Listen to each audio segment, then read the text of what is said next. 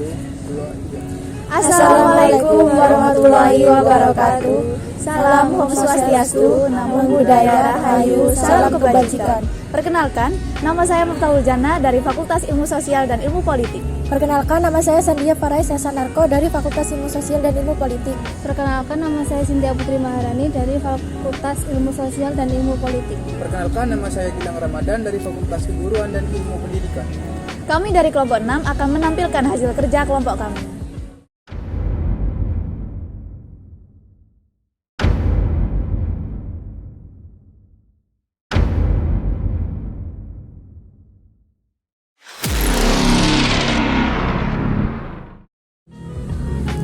Sebentar lagi kita akan memasuki fase-fase pemilu, tepatnya pada tahun 2024. Nah, pada kesempatan kali itu pasti akan marak dilaksanakan Black Campaign.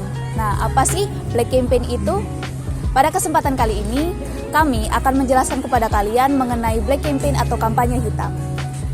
Black Campaign atau kampanye hitam adalah kampanye yang menggunakan cara dengan membuat isu atau gosip yang ditujukan kepada pihak lawan tanpa disertai fakta atau bukti yang jelas.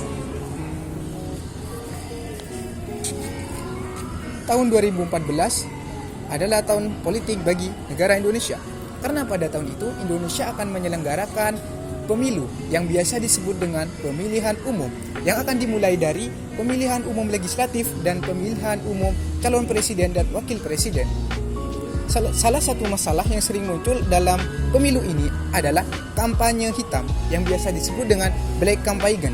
Salah satu cara kandidat lain untuk menjatuhkan kandidat lainnya. Kampanye ini tidak sama seperti kampanye pada umumnya. Kampanye ini dilarang karena cenderung ke arah fitnah dan penyebaran berita bohong tentang kandidat tertentu.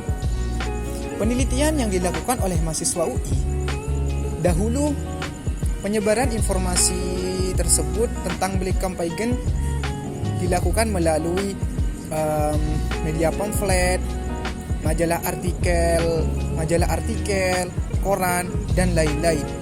Yang informasi tersebut berisi tentang informasi negatif dari pihak lawan. Nah, Black Campaign ini berkaitan dengan disintegrasi politik dikarenakan Black Campaign sering terjadi pada saat pemilihan umum, di mana pemilihan umum ini sangat melekat dengan dunia politik. Serta saya juga akan sedikit menjelaskan tentang bentuk-bentuk Black Campaign. Yang pertama, pemalsuan dokumen. Kedua, penyebaran hoax. Ketiga, serangan personal. Faktor-faktor disintegrasi. Yang pertama, perbedaan ideologi atau paham-paham. Setiap negara pasti memiliki ideologi masing-masing dan harus ditaati oleh setiap warga negaranya. Di Indonesia, ideologi yang dianut adalah Pancasila. Namun terdapat beberapa ideologi yang berkembang di tengah masyarakat seperti komunisme, marxisme, dan lain-lain. Yang kedua, turunnya tingkat toleransi. Artinya, manusia harus bisa saling menghargai martabat masing-masing.